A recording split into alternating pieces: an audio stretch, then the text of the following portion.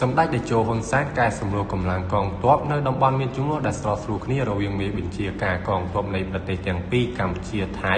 ដើម្បីបញ្ជានៅការបាត់ទង្គិចបង្ហូរឈាមទ្រង់ទ្រាយធំគឺជារឿងចាំបាច់សម្ដេចតេជោហ៊ុនសែនប្រធានព្រឹទ្ធសភានៃប្រជាកម្ពុជាបានបង្ហោះសារលើ Facebook ផ្លូវការរបស់សម្ដេចនាយប់ថ្ងៃទី8ខែមិថុនាឆ្នាំ2025នេះការកែសម្រួលកម្លាំងកងទ័ពនៅតំបន់មានជំនួសដែលស្រោស្រួលគ្នារវាងមេបញ្ជាការកងទ័ពនៃប្រទេសទាំងពីរកម្ពុជាថៃ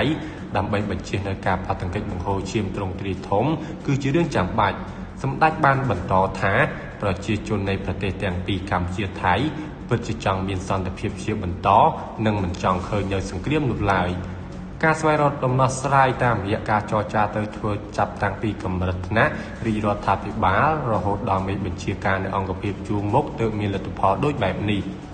ជាមួយគ្នានេះសម្ដេចតេជោហ៊ុនសែនបានអំពាវនាវដល់បងប្អូនជនរួមជាតិសូមជឿចិត្តលើរាជរដ្ឋាភិបាលក្នុងការដោះស្រាយជម្លោះដោយសន្តិវិធីដែលជាវិធីតែមួយគត់ដើម្បីបញ្ជាសង្គ្រាមបង្ហូរឈាមនិងដើម្បីមិត្តភាព